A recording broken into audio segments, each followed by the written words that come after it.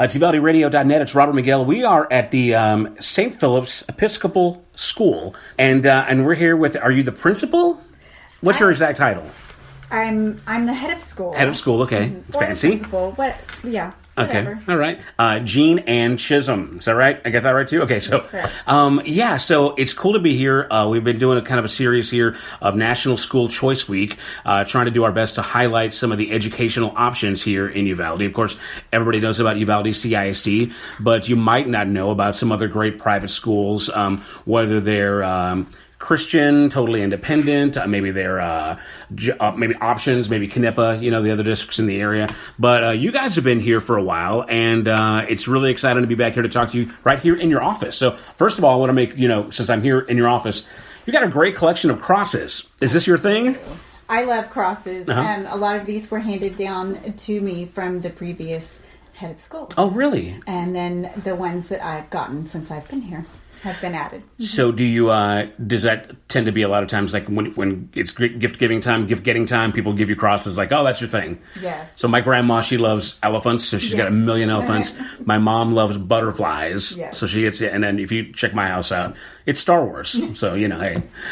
But this is beautiful. Crosses and really kind of makes sense for what you guys have to offer here. We're talking to Jean Ann Chisum here, the head of school at the St. Philip's Episcopal School. Now, let's go ahead and talk about your history in education. How long have you been, in this position, and then what was your road to get here? So this is my third year as head of school, and before we know it, we're going to be in the fourth year already. Wow. It's gone by really quickly. I spent 20 years in public education. I taught 5th grade and 4th grade, spent a long time at the early childhood campus doing kindergarten and technology and instructional coaching. And so it was time for a little change, and this has been a great one. Now, so did you come straight over here in this position, or did you come to St. Philip's and then kind of work your way up? No, I came straight to this. So they wooed you, they got you in over there, like, hey, you need to come over here, we're going to give you this job right now. Well, very, very cool. So were you already involved with St. Philip's in any way prior to the gig? So I came to St. Philip's as a pre-K and kindergarten student quite a while back. And my youngest child also came to St. Philip's and was part of the 3K program. So St. Philip's has always been in our community. I grew up right around the corner from here, and so it's always been a neat place, and it's nice to be here. So beyond your education at St. Philip's, give us a little bit more of your resume as far as your education and your degrees and all that good stuff. Okay, so my bachelor's degree I got from Sul Ross in Uvalde here. And then my master's degree is in technology and education, and that is through the University of Phoenix. And so to be an administrator like I am here by the Episcopal system, I don't have to have an administrator's certification like you have to have in the public schools. You just need a master's degree in an applicable area. So, but I am right now going through a program to get that administrator certification with Region 20. So I'm excited about that. It's a great time of learning and growing, and that's part of, I love to learn and grow too, so that's part of the reason I love to be here. And that's, I believe that's a great sign of an educator, is whenever you're already in, you are an instructor, but you're continuing that education yourself. It really, I think it shows your students, the ones that know that, you know what, you're never too old to learn, and not that you look old in any way. So, that's really exciting. I love to hear I love it when instructors and teachers are still continuing their education, even if they don't have to. That's great to know. So obviously, you alluded that St. Philip's, the school has been here for a long, long time. Let's go into the history of the actual campus and the school. So St. Philip's started in 1961, and it was a group of members of the congregation and a small group of children, and it initially started out as a kinder and first grade campus, and it's changed a lot over the years. There have been times when it's only been early childhood, and there have been times when it's gone through 6th grade, and then a few years back, they went back to just through 2nd grade. We currently go through 4th grade, and we will continue to go through 4th grade. So we are going to hold on to those grades, give that stability to our families. And we are adding, though, a 2-year-old program we are very excited about. And so that's going to be a big, exciting part of next school year. So right now it's 3 and up essentially, and then next year you start 2. Now we all know about the terrible 2s. You guys taking any extra special precautions to get ready for the feisty kids? So terrible 2s. We're actually, so our 2K program is going to be a preschool preparatory program, just like our 3K is. It's getting them ready to be school kids. So.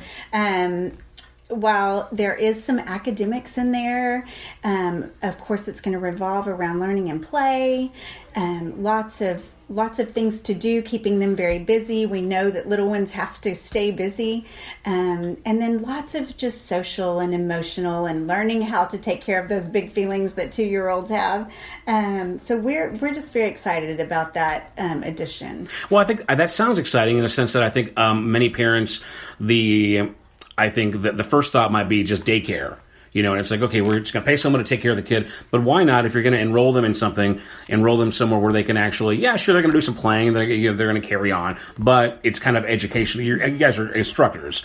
You're not babysitters. Exactly. You're just educationally minded. Exactly. And it will be structured and it will follow our regular school day. So it will be our kids are expected to be here at 8 o'clock and school ends at 3:30. We do offer care after school to all of our families, but it will be very structured. They'll have their times when they'll have a schedule and they will have a curriculum that they're following and lots of learning through play, like I said, but it will be structured. It won't be crazy. Well, it sounds like you guys have right. Yeah, we don't know yet. We'll see how it goes. But now let's talk about. I guess the Episcopal School might be an interesting thing that needs definition for some people. What's the difference between an Episcopal school and just another type of school? So Episcopal schools have a very high standard of excellence is expected. So it's always expected that learning and teaching in an Episcopal school is going to be well above and beyond what is considered to be a minimum standard. So for us, our minimum standards as in school district are our Texas TEAC. So we do follow that, but we are continuously trying to give them more. And it's nice being a small school like we are and being where we are. So many times we walk down to the courthouse, we walk down to the fire station, we walk down to the opera house, and we get to see the history and learn the history and be in the middle of the history of Uvalde, and then getting to go other places too. Well, again, like you said, you guys here are historical, in a big way. So that's really interesting too. Absolutely. And then, of course, having the church. Being connected with a parish, and we have chapel, and so God is a very important part of what we do, and we have 2 days a week that children go into chapel, and they love their chapel time and the routines that are Episcopalian in nature, and liturgies and those kinds of things are done. But our kids really enjoy chapel. It's a special time for them, and so that's another part. We're also accredited through the Southwest Association of Episcopal Schools, and so all of our grade levels are accredited, and even our 2K program will be accredited with the Southwest Association of Episcopal Schools. So that is... It raises us to a higher standard. Now, if a parent is they've heard great things about, your campus, about your curriculum, about your instructors, but they're not interested in the Episcopalian part, what is that like? Is that something, are they still welcome? Do you guys have a certain way that you work through that, or how does that go? Absolutely. We have had kids from all different religious types of backgrounds.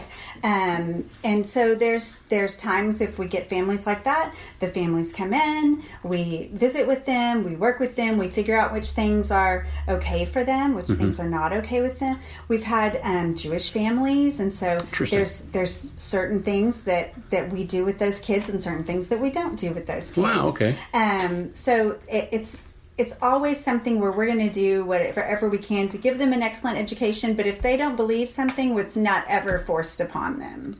Well, very good. Well, that sounds like a really great atmosphere and a kind of an accepting, loving environment as well, too. Now, I had the honor and privilege of coming out here for a tour when I was with the Chamber of Commerce leadership program, so I kind of have an idea of how this goes, but for those who don't, give us kind of like a day in the life of one of the students here. What is it you guys do? I know you guys teach your kids Spanish and some other great stuff. So give us just kind of an inside look into the day. Absolutely. So, like I said earlier, 2 days a week, kids do go to chapel. We start our day with chapel. And on the days that we don't start with chapel, we start with some type of a devotion. Again, children who are not comfortable with that don't have to participate in that, but most of them do. Right. And then they have their core classes, of course, their reading and language arts, math, science, and social studies. But we have PE every single day. We have an excellent coach, Coach Darcy Causey. She's amazing with our kids. Our children also go to Spanish every day. So our 3-year-olds through our 4th graders all go to Spanish every single day. There's different programs for each level that the kids are at. And so especially our kids who have been here from 3-year-olds on are really are able to begin that conversational Spanish. And if even the ones who maybe are not conversational, they understand right, sure, so much Spanish by the time they're getting up into that 4th grade level. We have an amazing Spanish teacher, and her name is Denise Gonzalez, and we love Miss Senora Gonzalez. All right. Then we have special classes through the week also. They go to music once a week, and they go to library once a week. They go to a class called Godly Play once a week, which is where they learn and act out Bible stories. Our kids love Godly Play. And so like a cross between like Bible school and like drama class. Absolutely. Yeah, that sounds really neat. Absolutely. Yeah, I like that. They do. They really enjoy it. And then we have STEAM STEAM classes that kids go to twice a week. And this year we were so excited to add, we did some fundraising last year at the end of the year, and we're able to add a lot of new things into our STEAM class. And so we've added in some coding and robotics. We have robots even that our kindergartners can use. Wow, all right. And our little ones, 3K through our kinders, that are called Kinderbots.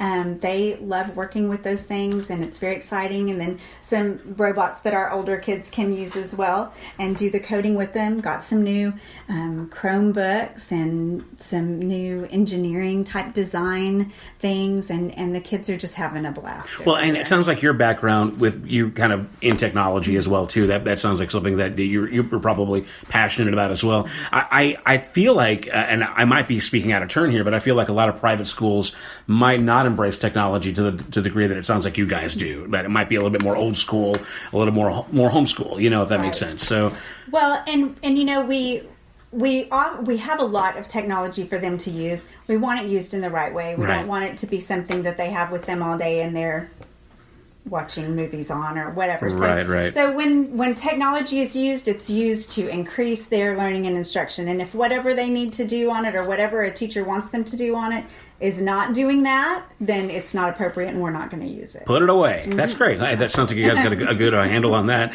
Now, so, the day sounds great, and let's, I guess, go ahead and get into enrollment. And if I'm a parent, I'm interested in getting my kid in here. What do I need to do? What are the steps? I know you guys are going to be having tours that people can get in on. Let's talk all about that. If a family calls us and they want to come in, give us a call, because we're going to say, come on in. We would love to see you. And that's one of the things that we're kind of prided for, is our welcoming. We have a very welcoming spirit here. It feels like home, and we're a family here. So Tuesday, Wednesday, and Thursday, you can call to set up an appointment. It will be you and myself, or you and my assistant, and we will give you our full attention and answer your questions and take you around the school and take you to the different classes.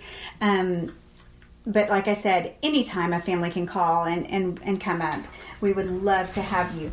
We're also starting our re-enrollment process as of February 3rd. So that's our and regular enrollment will start that week also. So there are some incentives for early enrollment. So any enrollment that happens during that first week of February, we are going to offer some incentives for that. And so even for our new families, we want you to get your enrollment in early, because you can get some good stuff out of that. Now, I know you guys have mentioned scholarship possibilities. Elaborate on that if that's still something going on. Absolutely. So we have an excellent scholarship program. Parents or families will apply through fax management, which is on the computer. So you do need a computer or your phone or whatever to apply. And you go into fax management, and the exact website is online.faxmgt.com. com. That's good. You apply through there. You just select our school and you apply. You put in your information for your family, how many members are in your family, what your family makes. You do, in order to be verified, you do need to upload like tax documents for the previous year, unless you didn't file. And if you didn't, that's okay. So we do have limits on our scholarships, so no one gets a full scholarship. Okay. But a family with one child here can get up to $3,000, which is excellent, more than half your tuition paid. And a family of two can get up to $5,000. So it is really a big help for a lot of people. Yeah, it sounds like it. Yeah, and it's nice. It really helps us also to expand our diversity at our campus, and we're enjoying that. It's nice. Absolutely. Now, that website you gave earlier was pretty long, but I'm sure it's linked up to your official website. Okay. So, and what is your the St. Philip's website again? Okay, it is SPESUvalde.org. So SPESUvalde.org, and then I'm sure there's all kinds of enrollment information, hours, and et cetera, et cetera. I have one last question, and that is actually regarding enrollment. When you apply, I mean, obviously, I don't know if this is obvious or not. Do you take everybody, or is there a bit of an approval process? Do you have to get the right fit, between the parents and the... Generally speaking, we take everyone. Okay. Now, when sometimes there's needs that a child may have that we just can't meet. Oh, okay. And so there are times when we will attempt to meet them and hope that we can. And then there's times when we just know that we can't meet those needs. Right. So we don't have the funding that like public schools and things get to be able to have extra people, hands on deck and things like that to help with some students who have special needs. But that doesn't mean we don't have any students with special needs. Right. And our students here are able to get speech services through the district. So if that's ever something that someone's concerned about, we are able to get those services. And then, there's times when maybe an assessment will be done just to make sure that they're ready to go into kinder, they're ready to go into pre-K. But yeah, for the most part, yes, we're going to take everybody and we're going to work with them and get them as far as we can. Now, my final question, I guess, regarding the curriculum, the kids in general. Once they leave, and often they'll, I guess, go to another private school or to the public school system. What are you empowering these kids? What's at the end of it? Whenever you release them out into their next step, what is the goal here? So I think that the biggest goal is that we've created or helped to create a child who is very well-rounded, who not only has academic learning, but has, social and emotional things that they know how to do to take care of their own feelings. And then things like their spirituality. I think that that's important for kids to have, and it helps get them through some things that kids have trouble getting through. Knowing that they're safe, knowing that they can come back here, talk to us, even though they might not be able to go to school here. These kids have built friendships and relationships that last them through their lives. I can't tell you how many people who have come here say, my very best friends still are those kids that I went to St. Philip's with. And so it's truly a legacy that is of love and of learning and that affects a child for the rest of their schooling and sometimes their life. Well, if I may, I think that being able to school with somebody alongside somebody, but also have that spiritual side where you're worshiping and you're learning together. That makes friends for life, I think, because you've got not just the friendship, not just the educational core, but the spiritual basis as well too. And you and I both know. I mean, I came from a time where prayer was removed from school, and I remember it when it happened, and the world's changed a lot. And what a special, great opportunity to be able to learn at a place where you're also it's acceptable to pray and worship and learn about, those spiritual matters as well, too. So I think you guys are doing amazing God's work, obviously. So thank you for talking to us today. Again, we were talking to Jean Ann Chisum here at St. Philip's Episcopal School. The website is SPESUvalde.org, right? Any other information before we wrap it up here? I don't think so. so. Well, that's pretty good stuff. All right, so everybody come out here, get a tour the facilities, check out the campus. And when we took the tour, you made it sound like you said that you're very much a family here. The kids, even when we came in, a big group of strangers, the kids just acted like, hey, nothing was going on. Nobody looked scared or shocked. They just kind of all said hi and said hola, and it was. What a great group of kids, and obviously you've got a great faculty as well too. So thank you for taking the time to talk to us again. We're doing School Choice Week here at Uvalde Radio, and that's going to wrap it up here at St. Philip's with Jean Ann. Thank you so much. Thank you. All right, this is UvaldeRadio.net.